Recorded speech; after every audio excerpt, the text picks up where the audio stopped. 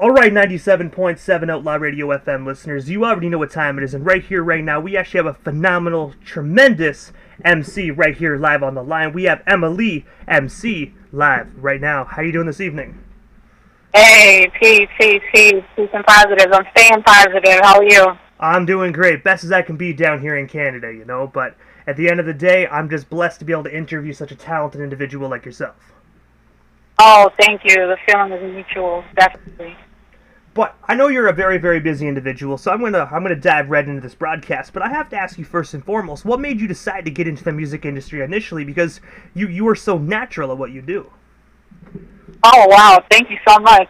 That's a great question. Nobody's ever asked me that quite that way before.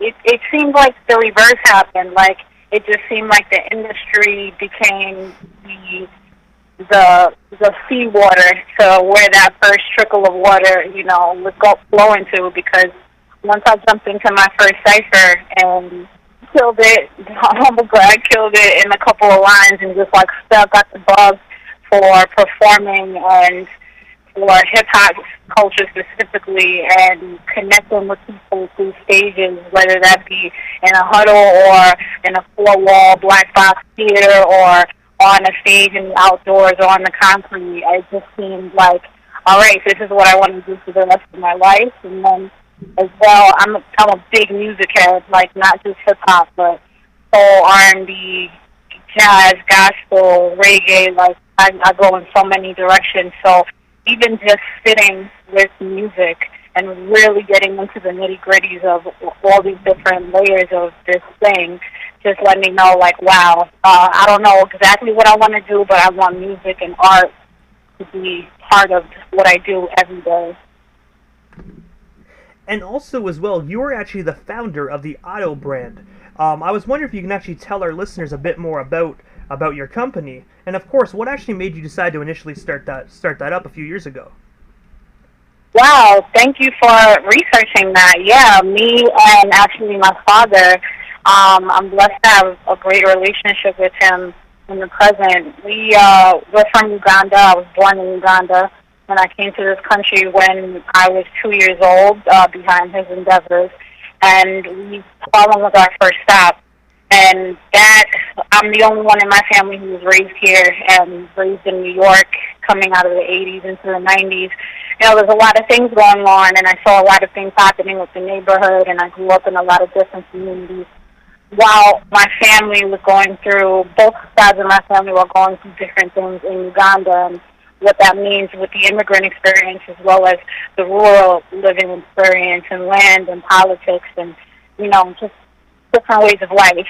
And so we came together after I spent about 13 years in a company called Impact Repertory Theater that was founded by Black Panther arts and black arts activists, in Harlem. I spent about 13 years in that organization doing grassroots organizing and community service and performing arts and touring 50 shows a year on top of all that training and critical thinking and global awareness. And I thought to myself, I think I want to do more, and I want to do it in a different way, and I want to do it in a way that can actually start to connect the dots across the world and also help out what we're going through right here in New York. And so me and my father talked it over. And long story short, we founded this nonprofit called Auto Brand Artivism, And, that was the seed. I worked on it for a good 3 years. And then I was like, I need to do a little bit more with my life and get a little bit more established and firm-footed on the ground. And then I'm going to come back and pump so much more good life into this. But, yeah, that's my little baby. And I gotta say, it definitely is a phenomenal organization. You guys definitely did a lot of great things, actually, with that. Thank you so much. And also, as well, June 8th of 2020, you actually released your single titled Hugo. I was wondering, what's the story behind that phenomenal single? And, of course, where can our listeners actually stream it or purchase it today? Yes, thank you for asking. Hugo Pinnell was released. It commemorates the life of the now risen, who may transition, this political prisoner named Hugo Pinnell. and he was very prolific in the prison rights movement, as well as connected to the foundation of what a number of people celebrate each year, something called Black August, which happens every month of August and every year. And that is, again, celebrating our freedom fighters, our fallen, I don't like to call them fallen soldiers, but our freedom fighters in that sense, independent thinking, self-healing, self-determination, cooperative economics, that type of thing, but also our revolutionary history in the Black and brown and indigenous communities.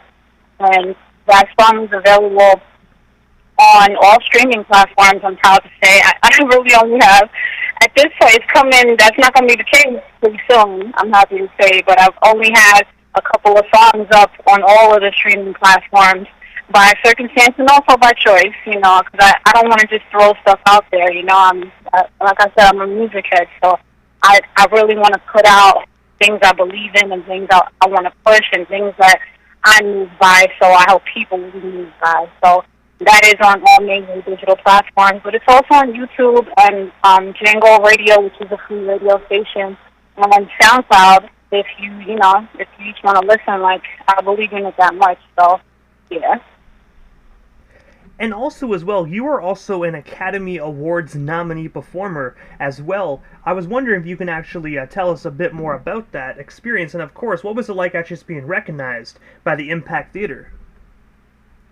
Wow, yeah, I'm laughing because I just spoke with my mentor recently, who, like, his name is actually, like, when you go to look up the award, his name is actually on the award. But I was one of the people that got to go and perform at I can't remember what number year it was, but I got to perform at the Academy Awards. It was crazy. I got, how they say, SAG-AFTRA, for people who may know a little bit more about the entertainment industry. That means I became, unionized within, because I went to perform, on a national broadcast thing, and so I was paid to rehearse, I was paid to, to perform, and I was still like a teenager. It was awesome. And, but yeah, that experience means a lot to me, because the two performances from my experience and Impact, I always say, like, that bookend, like, my entire experience. One is being nominated for that Oscar, even though we didn't win. It was still a hell of an experience and taught me a lot. And then the other is performing at a maximum security prison, because it's completely opposite of, like, the aesthetic of being at the Oscars and dressing up and going to the pre-parties and all of that. But I had even more of an intense and meaningful experience in there. And they were giving us standing ovations, and it was just crazy. So, yeah, I really love Impact for giving me that exposure and that industry experience, and being able to be a young leader and to learn what that means, and to be learning how to be responsible for your dream, not just dreaming, but learning how to be accountable for the things that you want to put into the world, and becoming a vibrational match for all your desires. So they're actually just turned 17 on October 4th. They were founded on October 4th, 1994, I believe. I might be a little fuzzy. No, 97, so my numbers are off, but yeah, happy birthday, Impact. And I gotta ask as well, because when you said you actually performed at an actual prison, like, I gotta ask, how did that opportunity come to be for you? And of course, when you said it was different, like, what was the security measures you had to go through to perform? Because obviously you have to go through, like, a check and whatnot, make sure you have no weapons. But, like, at a prison-wise, how did that opportunity actually come to be for you? What was so crazy is that wasn't even, like, see, with the Oscars, they let you know you're nominated. It's weeks out, maybe even months out. You get your plane tickets, the hotels and everything, and then what you're going to wear, and you get there, and there's rehearsals, and, but the prison performance literally was like, okay, we got a show today. All right, bet, hop in the van. Hey, where are we going? Where are we going again? Because we're in this van kind of rolling. It's been a little minute. We're going a state. What's a state? A prison. I'm not from security prison. So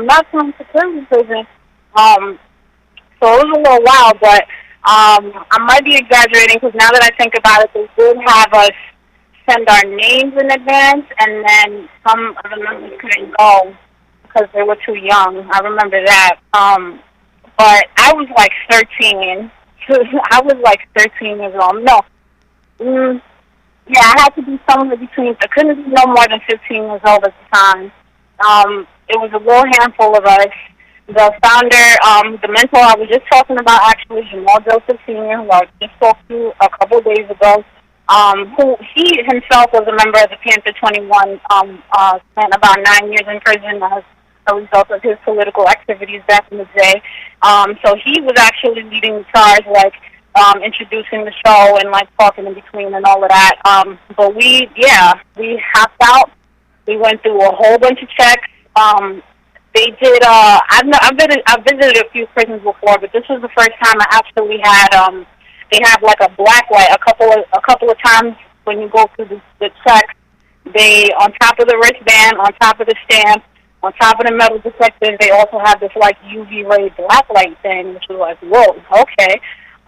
So we went through the checks, but then after a while, we was just walking through the hallways like in single file next to them in the hallways in single file. So it was like, okay, this is intense. And then when we got to the stage, the auditorium to perform, they had COs at every corner of the auditorium with shot with big rifles in their hands, like shotgun rifles. It was very like, okay, here we go. But as soon as we did the first number, like they all erupted, like they were clapping and smiling and yelling. So like it was so intense that the COs was cocking their guns like, oh, y'all need to sit down. Y'all need to sit down. Like, it was so intense. But they literally gave us a standing ovation for every single song. It's so intense. I'll never forget that experience. And the founder, Jamal, actually had me go out in the middle of the show and tell my story of, because I went to high school a block away from the Twin Towers on 9/11, and so I had this whole thing, like, of that day, and like, this whole crazy story. And he was like, oh, yeah, we need to fill a little time, so I want you to go out there and tell that story. And I was like, oh, really? No, all right, fine. And so I actually also went and spoke that to them, and they were, like, in tears by the time I was done. And I was in tears, so I'll never forget that experience. It was crazy. And I have to ask as well, if you don't mind, would you actually be able to shed some light on that day for our listeners? Like, it's up to you if you don't want to, because I do know that that's a very, very traumatic day for everybody worldwide, especially for the individuals that experienced that in New York City, that tragic day in 2001. Yeah, no problem. Actually, it's wild because I'm an editor now at NBC, like as my quote unquote adulting job right now, and I had to go over so much 9/11 footage because of the anniversary. And this was my first time actually like checking back into that whole experience, and I realized I thought I was good. Like I thought I was completely over it, but I really had just numbed a lot of things away, which I'm sure a lot of people have done with that and so many other things, because I feel like we're all in a chronic PTSD with everything that's going on right now. But anyway, the long story short is, I went to a high school called Economics and Finance. It's still there. It shares a small building with another high school, which I can't remember the name of, in the financial district. And we were literally one block, not exaggerating, literally one block down from the actual Twin Towers, like the towers themselves. And the thing is, though, with a lot of New York City public schools, we go to schools in buildings. Now, we don't have campuses. We go to school in, much like prisons, in buildings that have no windows. And so I was in class, and suddenly we felt like we heard something, a big something, and then the building shook. And we started smelling smoke. But we were, like I said, no windows. We couldn't see anything going on. And, the news and everything didn't start picking up on it until, at least an hour later. But so we were all wondering what was going on. And then somebody, I think, heard something on the radio or something about a a plane crash or something going on outside. And at first they all had us like chill, like, you know, we're gonna figure out what's going on. But then it became, all right, we all have to get out of the building because like shit is on fire, basically. And we were like, okay. And at first we were like, they were doing it orderly, like, okay, floor by floor. But then as soon as my foot touched the concrete outside that building, it was over. Everything changed completely, and it was no more high school student. It was no more regular day. Everybody was on their own. There was nobody looking out for you. It was complete chaos. And I just remember papers, all these papers and office supplies, all these things in the street, like, and wind, and it was crazy. It looked like a movie, but I remember coming out and walking down the block and realizing, like, all the teachers and everybody just dispersing, and all these business people, because it's a financial district, so all these business people and only scattering about. And then I'm still wondering what's going on, and I finally get to the end of the block, and I turn around, and I look up, and I see that Twin Tower motherfucking burning right in front of me, and I was like, oh, shit. Like, it didn't even look real. It was so crazy. It was so crazy. But to end the story, I ended up going south from the exit that we left from my building. So that means for the New York, it's got a New York City map. I went towards Battery Park, and that's going towards this thing called the South Ferry, and that ferry takes you to the next island borough, which is Staten Island. And but there were no ferries at the time, so we were basically huddled up, a whole bunch of New Yorkers and different people huddled up inside the Battery Park tunnel, just praying and crying and going crazy, and seeing the police officers and the firefighters go back the other way, which is crazy. And I have a ton of respect for, especially those from that day, but a ton of respect for people in that line of work, because we were running that way. They were going the other way, like into all of that, which is crazy. And long story short, the first ferry that came, I was able to get on that cruise, and me and 6 other kids got on that together and just stayed together. But yeah, it was crazy. My father was working there as well at the time, and he ended up walking the other direction, going uptown. And I'm very glad he made it, because yeah, for like the day and a half, I didn't know if he was alive or not. So, you know, it was a crazy, crazy, crazy thing, man. It takes you through so many emotions and psychological places. So I'm happy to be able to be more than just a positive, but also to, you know, to realize how precious life is, and to know that a bunch of us are here for more than a reason. A bunch of us are here for a specific purpose, and it's our job every day to keep finding reasons and making reasons to match that purpose, and to flourish and to feel good and bring joy and light into this world. And also, as well, diving back into the music side of things, you were also a weekly producer for the public access television show Bap TV. I was wondering, how did that opportunity actually arise for you? And of course, what was it like actually working on Bap TV from 2018 to 2020?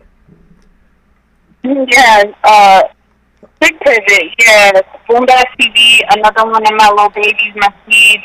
It was the big baby of my creative partner Malcolm Young, also known as MC Run, who founded Sublime Crown Productions, and he was in the hip hop network that I was in, that was also connected to a studio in Bronx called PME Pro Studios, and that's the first one, and Gorilla Grooves Radio. And long story short, he knew that I had been interning up there.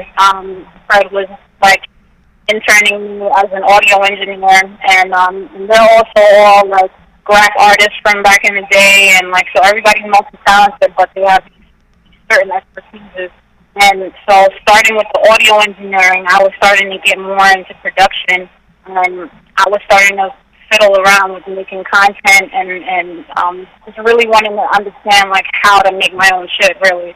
So when he said, hey, I have this studio in Brooklyn. I'd like to, I see what you're doing up there. I'd like to do some of that stuff down here, which come and check it out.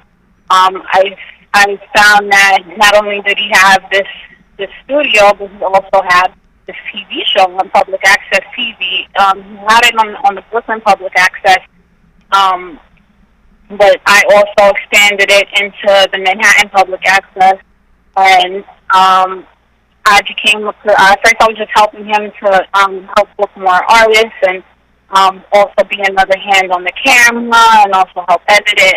But once I got more into, once I did one thing, I wanted to do two things and three things, and I was just fascinated with being able to, determine your own destiny with a creative product, and that's what I did. I was also making sure to get more women on the show, because there's so many dope women artists that we just don't see and don't hear from, but they exist.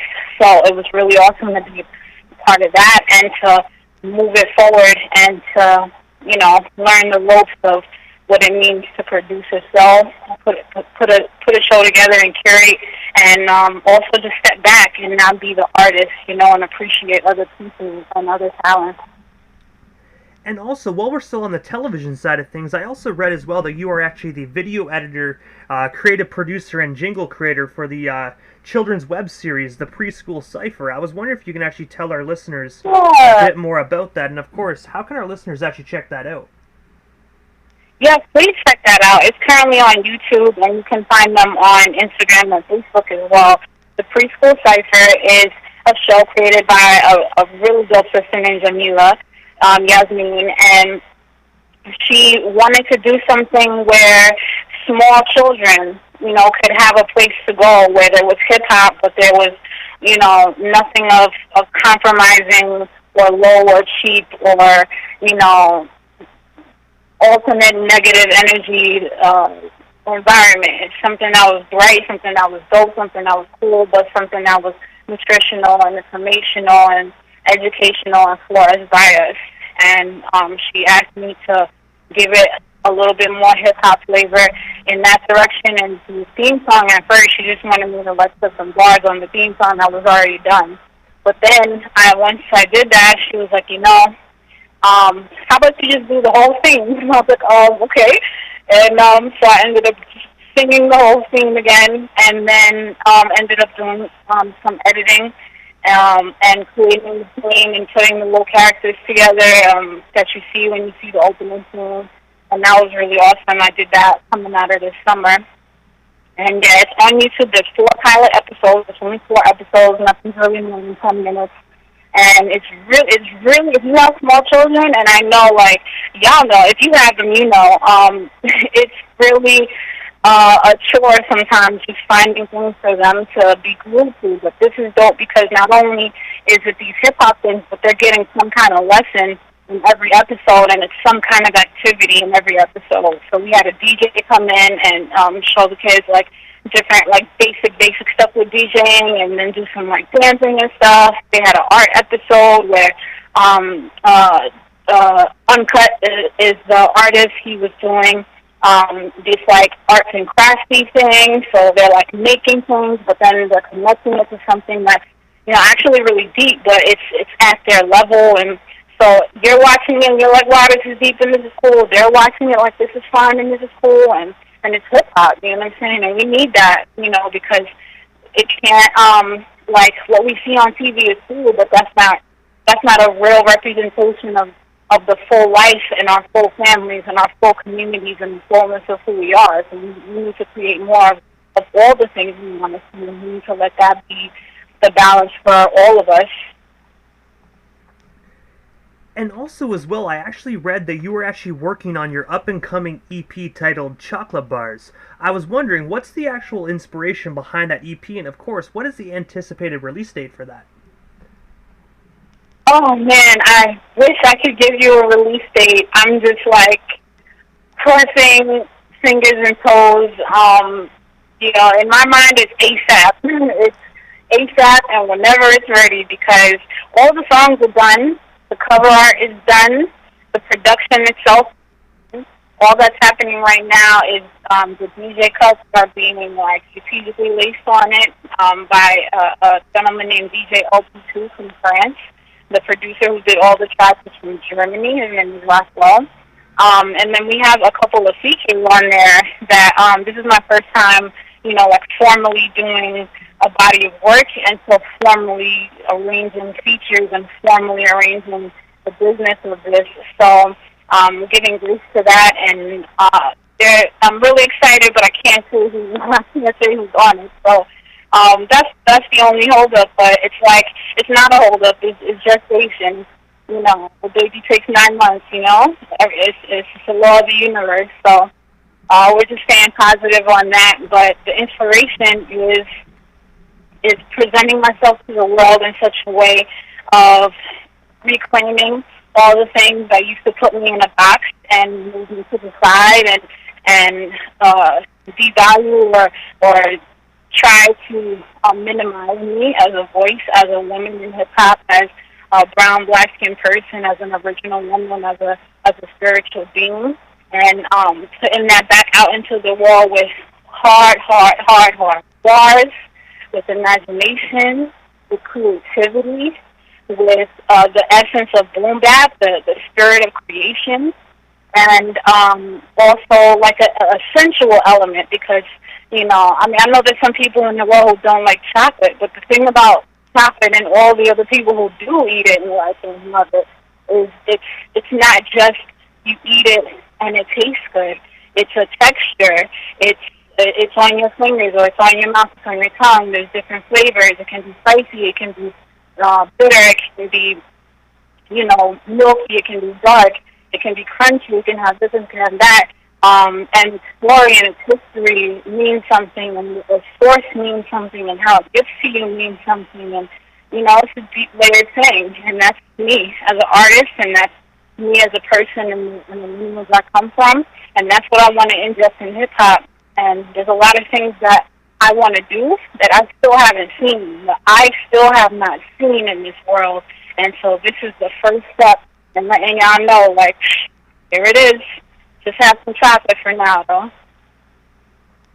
But also, I have to ask, what is next for yourself, Emma Lee MC? Is there anything I happen to miss during this interview? Anything else you still want to talk about or promote? Well, we still got you here live on the FM dial here in Canada this evening. Well, I just want to say thank you. Thank you for bringing me on. Thank you for doing what you do and being so passionate about music and hip-hop culture. I did check out a few of your other interviews, and I love how into this you are. Thank you for that. After playing what you want to play, thank you for that. I would like to let everybody know that don't worry.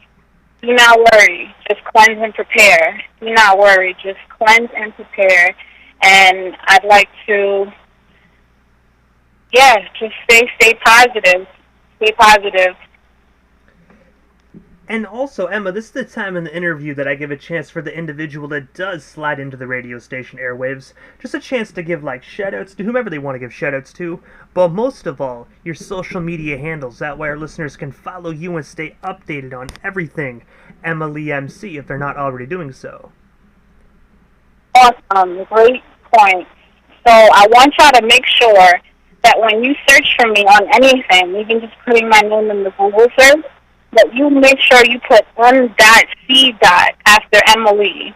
Because if you don't, you're probably going to get a country artist named Emily or a punk rock group. There's a couple out there, but there's only one Emily MC. Okay? And that's Emily, like Bruce Lee, EMMALEE, M.C.